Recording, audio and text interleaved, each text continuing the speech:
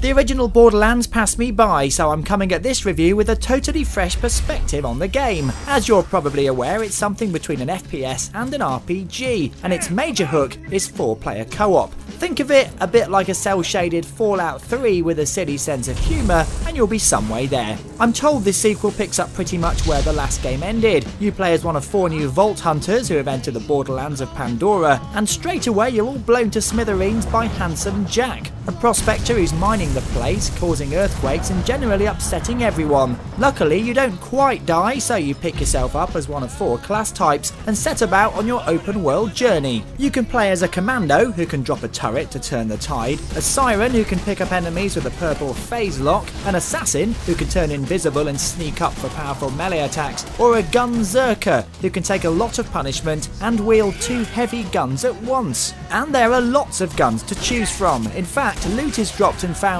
everywhere, giving you a massive choice of how you mix and match weapons or mod them with elemental perks. You can also earn skill points and badass tokens and find rare iridium you can use to upgrade your character's skill tree and generally make you tougher on the field. And it's no matter if you die either, you'll simply get regenerated at the last checkpoint for a small fee, which you can prevent by killing somebody when you're down for a second wind. Play with others and you can revive your teammates, and it's playing with others where this game really does shine. Enemies get tougher and weaker when people join and drop out, meaning there's always a challenge and you can pretty much do your own thing or work as a team as long as the objectives get completed. I'm not actually a fan of the cel-shaded look as it detaches me from the action. However, it does look very pretty indeed, and the voice acting and music is top notch as well. Characters are interesting and varied too. However, it's a shame that for a shooter, the guns don't really feel very meaty at first. Things change when you get your hands on weapons that have that extra spark, explosive and corrosive kick,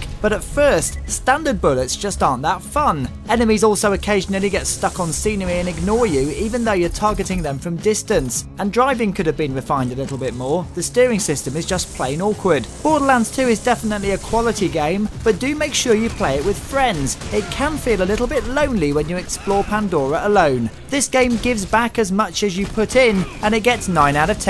That was awesome. You've been watching a review from Gamesweasel. If you want to get the show each week, which includes video game reviews, news, previews, competitions and special features, then head over to Gamesweasel.com for our video podcast, Gamesweasel TV. Gamesweasel.com